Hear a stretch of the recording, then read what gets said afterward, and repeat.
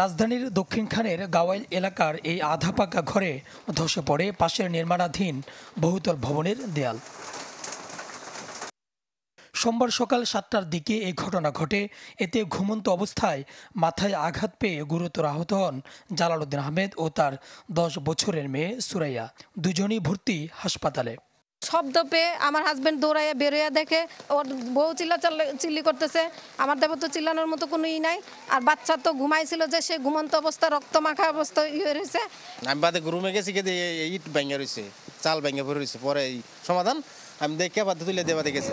ঘটনাস্থলে গিয়ে পাওয়াও যায়নি কাউকে। কারা এই ভবনটি নির্মাণ করছেন জানা যায়নি তাও।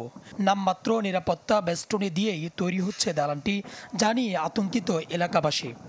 প্রতিদিনে ওদেরকে বলা হয় যে তোমরা সাপোর্ট দিয়ে কাজ করো, বালি পানি সব কিছু। পরে আমরা ছাদে উঠতেই আমরা আতঙ্ক, আমরা তো এখন ঘরের রুমে থাকতেই আতঙ্ক। বাসার ভিতরে কেউ থাকতে পারতেছে না, যে বিল্ডিং ভেঙে পড়তেছে। সকালবেলা 2 জন হাসপাতালে গেছে। ঘটনাস্থল পরিদর্শন করেছে দক্ষিণখান থানা পুলিশ। জানানো হয় অভিযোগ পেলে নেওয়া হবে আইনগত ব্যবস্থা। বাবা এবং মেয়ে দুজনই গুরুতর আহত। আমরা খোঁজ খবর রাখছি, ওনারা আসবেন, আসলে অভিযোগ দিলে আমরা আইনগত ব্যবস্থা নিব। এখন পর্যন্ত আমরা যতটুকু খবর পেয়েছি, এটা সুনির্দিষ্ট কোনো একজনের না, এটা বেশ কিছু লোক ওনারা একত্রিত হয়ে এই বিল্ডিংটা করছেন। পরিবারের অভিযোগ, এর আগেও বহুবার ভবনের সুরক্ষা ব্যবস্থা নিয়ে বলা হয়েছিল মালিকদের, তবে তাতে কর্ণপাত করেননি তারা। সুলতান মাহমুদ আরিফ, চ্যানেল 24, ঢাকা।